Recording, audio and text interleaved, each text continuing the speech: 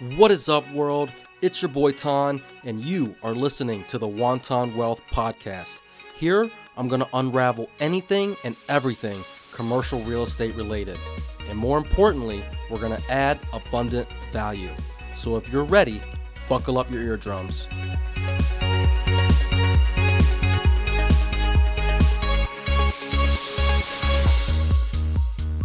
Today, we're going to talk about a term I've heard of probably 100 times and probably have researched it another 200 times, and I'm still having trouble figuring out what it means. So, today, we're going to unravel what it truly means. So, picture this. You've got yourself a loan and you're itching to break free from it, but the only option is to pay off the outstanding balance. If you're normal, like me, you probably don't have all the cash on hand. So this is where defeasance comes into play. If you Google defeasance, and I'm hoping I'm pronouncing it correctly, you're going to see Google spit out that it means the action or process of rendering something null and void. Now, more specifically, if you dig a little bit further, you're going to find that the definition is more so something along the lines of a provision in a contract that voids a bond or a loan on a balance sheet when the borrower sets aside cash or bonds sufficient enough to service the debt. Now, there's a lot of fancy terms there, but at the end of the episode, you're going to be able to drop defeasance in a conversation to impress all of your friends, your lenders, your fellow investors, and so on. So let's get started. Now, we're going to imagine that we have a commercial real estate loan. Typically, when you take out one of these loans, you're going to agree to a specific set of terms. You know, the interest rate, the length of the loan, and so on. But sometimes you might want to pay that loan off early. Maybe you've sold the property or you found a better deal somewhere else. Whatever the reason is, paying off the loan early isn't always as straightforward as it sounds. And that, once again, is where defeasance comes into play. So what exactly is defeasance?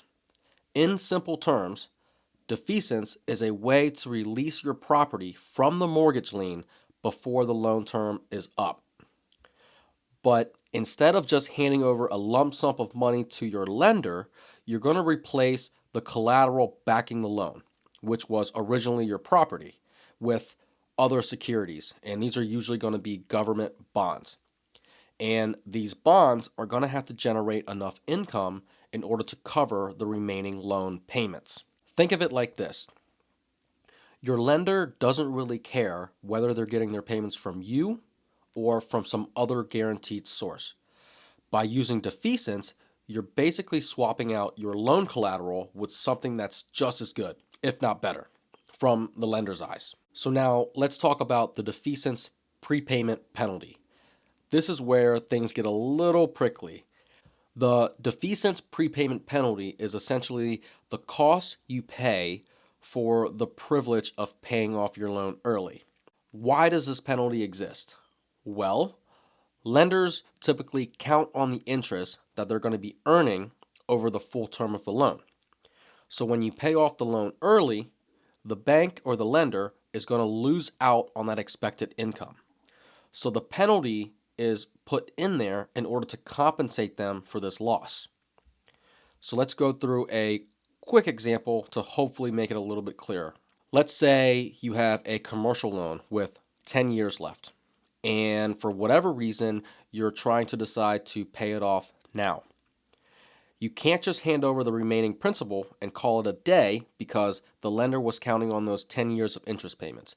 And that's where they're going to lay this prepayment penalty in the terms.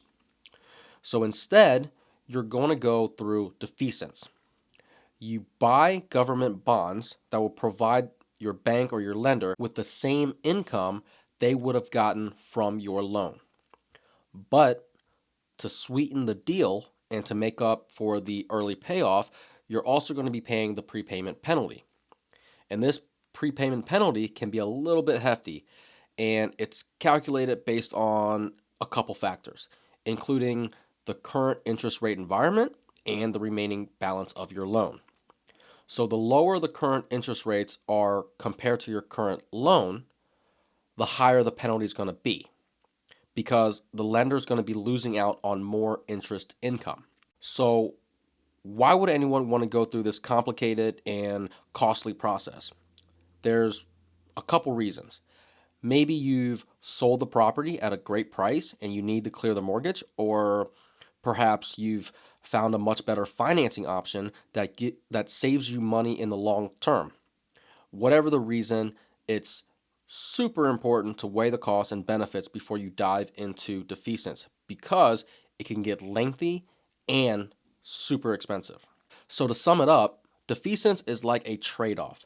You're swapping your original collateral, which is generally your property, with other securities like government bonds in order to free up your property from the mortgage lien.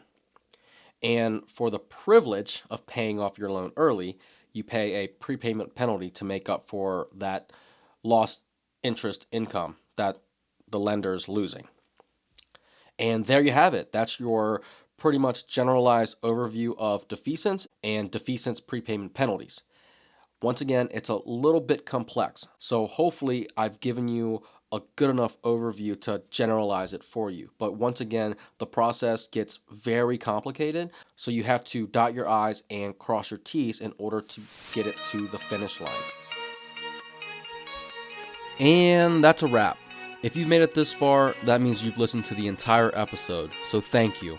I hope you enjoyed it, and if you did, please leave a review on Spotify, Apple Podcasts, or wherever you're listening from.